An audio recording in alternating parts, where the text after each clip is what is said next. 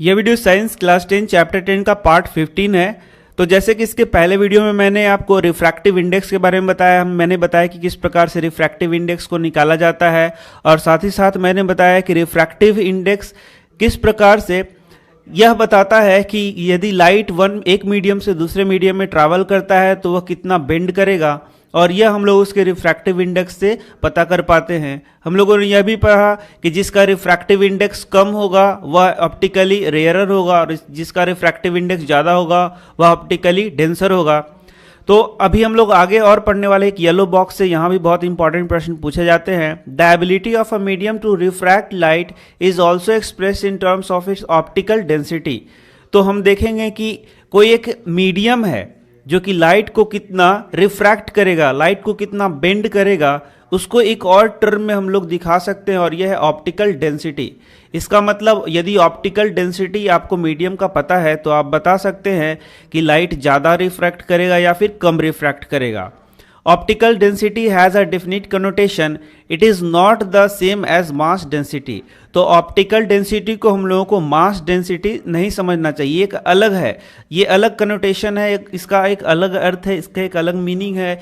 It is not the same as mass density, यह mass density के जैसा नहीं है, इसको हम लोग मास डेंसिटी ना समझें। जैसे कि जिसका मास डेंसिटी ज़्यादा होगा उसका ऑप्टिकल डेंसिटी ज़्यादा होगा, ऐसा बात नहीं है। जैसा एक उदाहरण यहाँ पर देख सकते हैं, मैं फिर से आपको इसको पढ़ा देता हूँ। एन ऑप्टिकली डेंसर मीडियम में not possess greater mass density. यदि कोई ऑप्टिकली डेंसर पदार्थ है तो उसका मास डेंसिटी भी ज़्यादा हो, ऐसा नहीं है। जैसा कि आपका एक उदाहरण भी यहाँ दिया गया है, आप देख सकते हैं यहाँ उदाहरण। For example kerosene having greater higher refractive index. देख सकते हैं आप केरोसिन का रिफ्रैक्टिव इंडेक्स ज़्यादा है with respect to water. Water का रिफ्रैक्टिव इंडेक्स क्या है? कम, और केरोसिन का रिफ्रैक्टिव इंडेक्स क्या है? ज़्यादा। इसका मतलब क्या हो गया कि केरोसिन ज़्यादा ऑप्टिकल डेंसर है और वाटर क्या है? कम ऑप्टिकल डेंसर है। लेकिन जब हम लोग इसके मास डेंसिटी पे आते हैं तो हम लोग देखेंगे कि केरोसिन का मास डेंसिटी क्या होता है? कम होता है, लेस होता है, और वाटर का जो मास डेंसिटी क्या होता है? वह ज़्यादा होता है। आपने देखा होगा कि केरोसिन को जब वाटर पे डालेंगे तो केरोसिन क्या होता है? तैरता है, और वाटर नीचे की ओर होता है। इसका मतलब क्या हो गया कि वाटर का डेंसिटी क्या है? वाटर का जो मास डेंसिटी क्या है? वह है ज़्यादा, और केरोसिन का मास डेंसिटी क्या है? कम। लेकिन यहाँ पर देखेंगे कि ये जो है सो रेयरर मीडियम है, और ये है क्या है? डेंसर मीडियम है। इसका मतलब है कि मास डेंसिटी अलग चीज हो गया और ऑप्टिकली डेंसर या फिर रेयरर मीडियम अलग चीज हो गया। इसको दोनों को आपको एक साथ मिक्स नहीं करना है। तो यहां आप देख सकते हैं, we have been using the terms rarer medium and denser medium. हम लोग इस बुक में क्या टर्म यूज कर रहे हैं? रेयरर मीडियम यूज कर रहे हैं, डेंसर मीडियम यूज कर रहे हैं इस बुक में, इस चैप्टर में।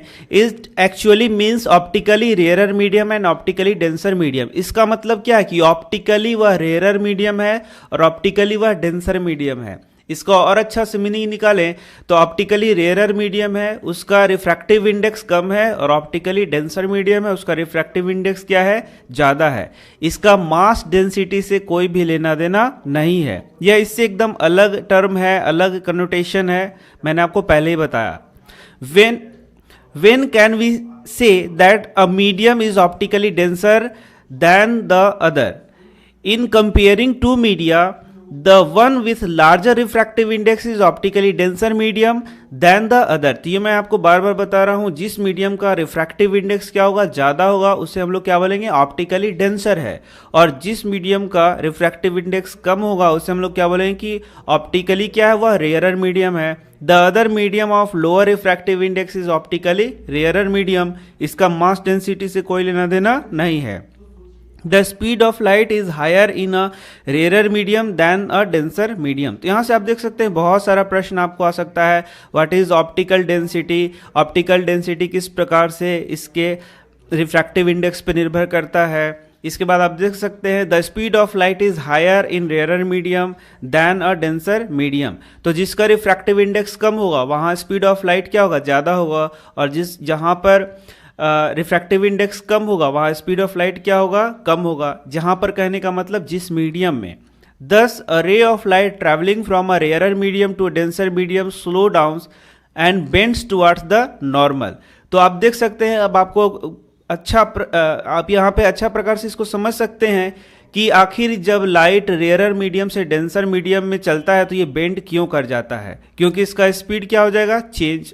हम लोगों ने पढ़ लिया कि यदि रेयरर मीडियम है तो उसमें स्पीड क्या है, ज़्यादा, डेंसर मीडियम में स्पीड क्या है, कम। तो जब रेयरर से डेंसर में आएगा तो स्पीड क्या हो जाएगा, कम। और लाइट का जैसे ही स्पीड कम होगा वो क्या करेगा, बेंड करेगा towards the normal. When it travels from denser medium to a rarer medium, it speeds up and bends away from the normal. और जब ये डेंसर से रेयर में जाएगा तो ये नॉर्मल से क्या होगा, दूर भागेगा। तो ये भी बहुत इंपॉर्टेंट प्रश्न है कि जब लाइट रेयर से डेंसर में जाएगा तो किस ओर जाएगा, तो ये नॉर्मल की ओर जाएगा। और जब लाइट डेंसर से रेयर की ओर जाएगा तो किस ओर जाएगा, ये लाइट जो है सो नॉर्मल से दूर भागेगा। और ऐसा क्यों हो रहा है, क्योंकि स्पीड ऑफ लाइट क्या हो रहा है, चेंज हो रहा है। तो मुझे उम्मीद है कि ये पूरा टॉपिक आपको अब अच्छा से समझ में आ गया होगा।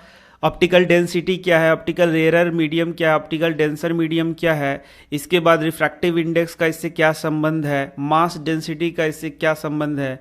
मास डेंसिटी का इससे कोई लेना देना नहीं है। तो इस प्रकार से हम लोगों ने ये सारे टॉपिक्स को पढ़ लिया। अब हम बढ़ेंगे अपने नेक्स्ट टॉपिक की ओर। तो मिलते हैं आपसे नेक्स्ट वीडियो में।